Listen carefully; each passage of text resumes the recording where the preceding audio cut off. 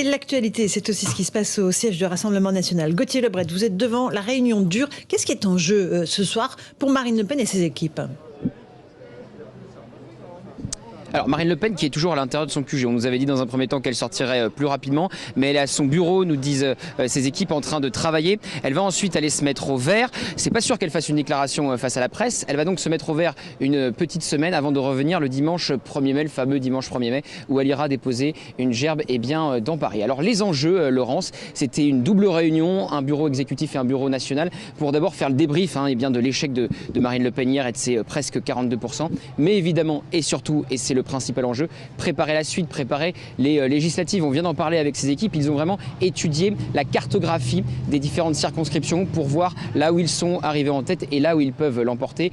Et puis il y a toujours cette fameuse alliance avec Éric Zemmour. Tout le monde ne parle que de ça ici devant le QG du RN, puisque Reconquête, le parti d'Éric Zemmour, vient de publier un communiqué. Pour le moment, la porte du RN est bien close à Éric Zemmour, car ils ont été très vexés après son discours très offensif contre Marine Le Pen hier. Il a rappelé les 8 échecs successifs de Jean-Marie Le Pen et de Marine Le Pen. Alors il pourrait y avoir des exceptions, des candidats Reconquête qui ne trouveraient pas face à eux de candidats du Rassemblement national. On parle ici de Guillaume Pelletier et de Stanislas Rigaud, notamment Stanislas Rigaud, le patron des Jeunes avec Zemmour. Marine Le Pen qui donc devrait finalement bientôt, on l'espère, sortir de son QG pour peut-être, ce n'est pas sûr, faire une déclaration à la presse et ensuite, je vous le disais, partir 6 jours, se mettre au vert pour se reposer de cette campagne bien harassante. Merci Gauthier. Ce qui est sûr, c'est que vous appelez Gauthier Lebret avec Laure Lestrade sur place.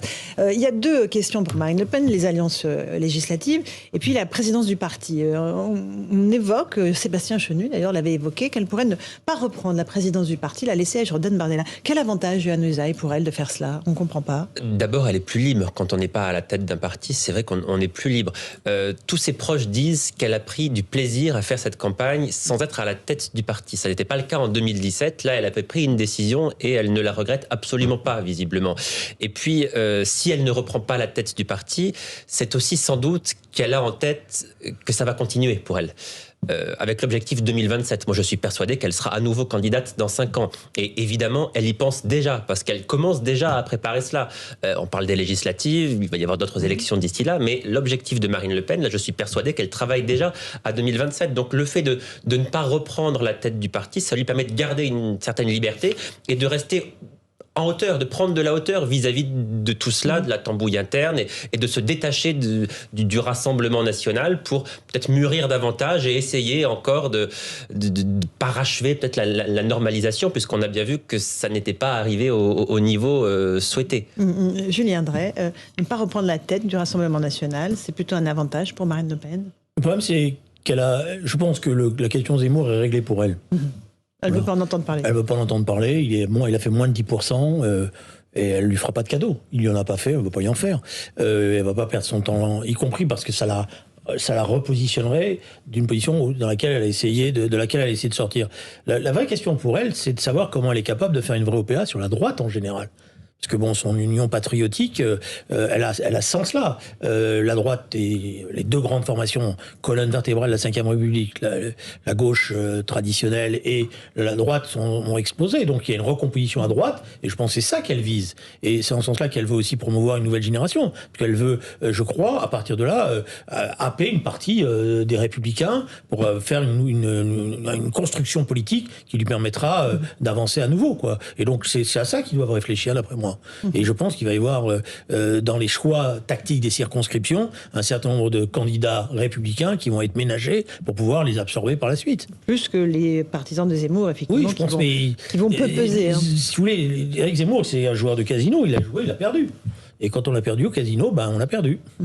Presque votre analyse sur ce qui peut se passer du côté du Rassemblement national. Oui, mais ce qu'on peut voir, c'est effectivement, je vais rejoindre ce qui a été dit juste là, c'est que ce qui peut se voir finalement, c'est aussi bien du côté de la droite de la droite, qui essaie de venir manger toute cette droite qui existe aujourd'hui, un peu détricotée, mais de la même façon à gauche, où la gauche de la gauche essaie de rassembler ce qui peut rester de ce côté-là, eh bien on voit qu'ils nous promettent demain de pouvoir, entre guillemets, faire force face au président de la République en étant soudés, unis, chacun de leur parti.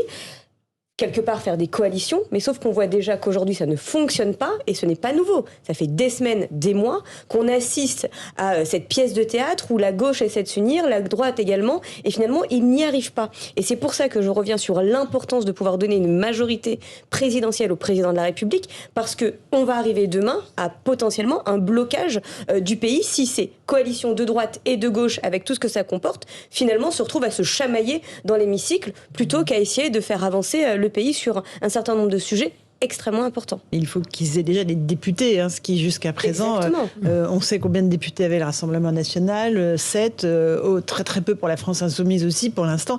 C'est totalement déséquilibré ce qui se passe à l'Assemblée nationale, Gabrielle Cluzel. Oui, je crois que vraiment que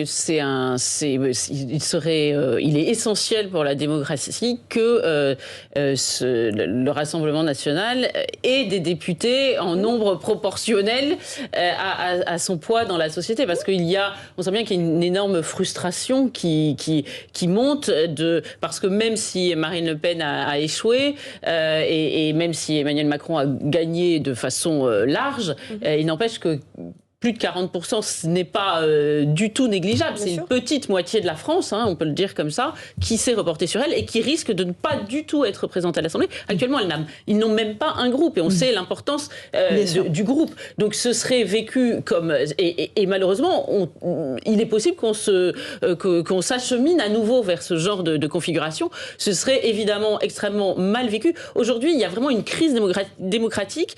Il y a évidemment la représentation à l'Assemblée, il y a la représentation dans la presse. Moi, je le redis, je trouve que le battage médiatique qu'il y a eu, notamment dans la presse quotidienne nationale, a été, à mon avis, vraiment dérangeant sur un plan de démocratique, là aussi, parce que c'est quand même le 4e pouvoir.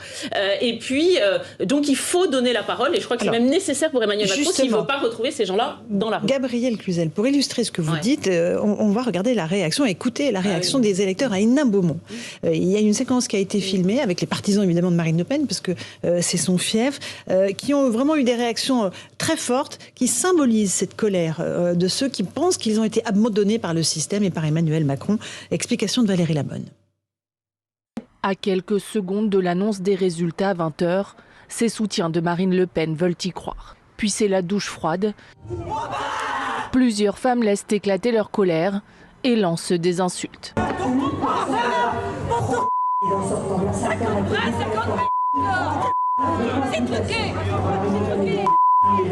Les visages sont fermés et la déception est grande pour ces électeurs qui pensaient que ce scrutin serait celui du changement.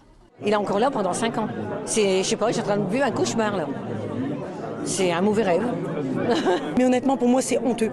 Je vous le dis, c'est honteux d'avoir un président qui a fait un quinquennat aussi horrible, parce que pour moi, c'est le pire président depuis que je suis née. On va faire travailler les personnes à 65 ans et les jeunes, ils vont rester à la maison? Non, pas d'accord. Dans cette commune de 26 000 habitants, le Rassemblement national dirige la mairie depuis 2014 et Marine Le Pen est arrivée largement en tête de ce second tour de l'élection présidentielle avec plus de 67% des votes. Après son discours, le témoignage d'une grande... Ses partisans sont revigorés. Un petit peu déçus. Mais bon, on se dit que derrière, il y a les législatives, donc on va être là pour l'encourager. Donc voilà.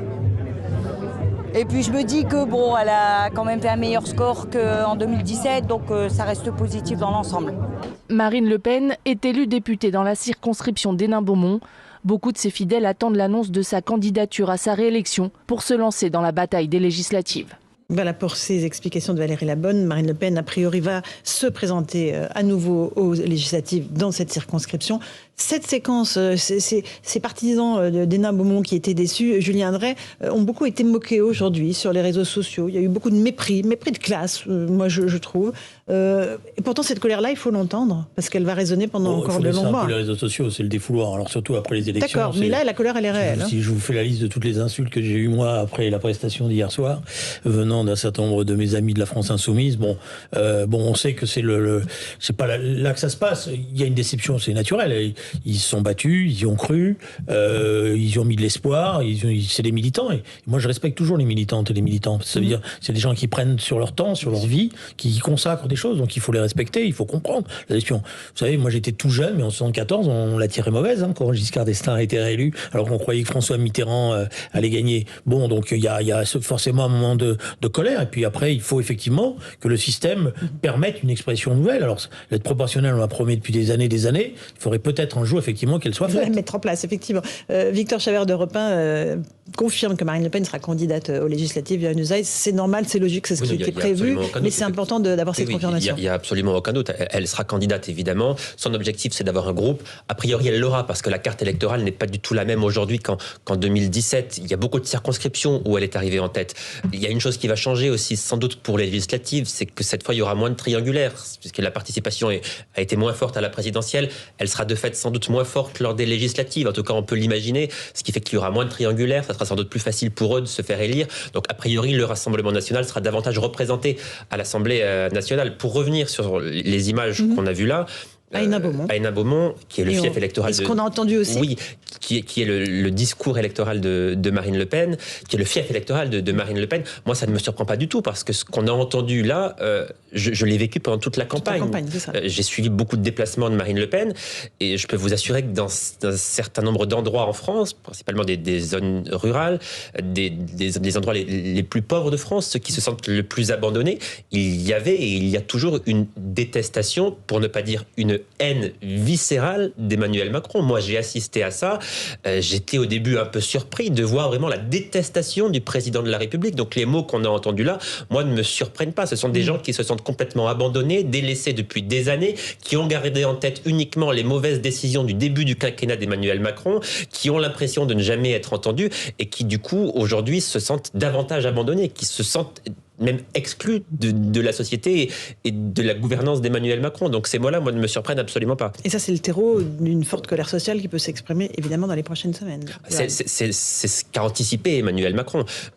Moi, on m'a dit régulièrement, notamment au sein du gouvernement, depuis plusieurs semaines maintenant, que la crainte, ça n'était pas l'élection présidentielle. Tout le monde était à peu près assuré qu'Emmanuel Macron allait gagner, mais qu'il y avait beaucoup d'inquiétudes pour l'après, sur comment est-ce qu'on va gouverner cette France qui est extrêmement divisée, comme elle ne l'a sans doute jamais été. Comment est-ce qu'on va réconcilier les Français? C'est ça l'enjeu du prochain quinquennat. Alors on dit souvent, oui, la France est divisée, il faut réconcilier les Français. Mais là, on est vraiment en plein dedans, plus que jamais. L'enjeu du quinquennat, c'est ça. D'ailleurs, si Emmanuel Macron, avant le premier tour, dit la retraite, ça sera plutôt 64 ou 65, bien sûr, c'est pour parler aux électeurs de gauche. Mais c'est parce qu'il sait bien que pendant ce quinquennat, il ne pourra pas brusquer les Français. Et c'est pour ça, notamment, je pense que quand il a dû entendre ce matin Bruno Le Maire évoquer le 49.3, à mon avis, il a dû faire un bond. Ça a dû fortement lui déplaire. Là, je pense que Bruno Le Maire, vraiment, n'a pas marqué des points. 18h30 sur CNews et sur Europe 1. Le rappel des titres de l'actualité avec Jeanne Cancard.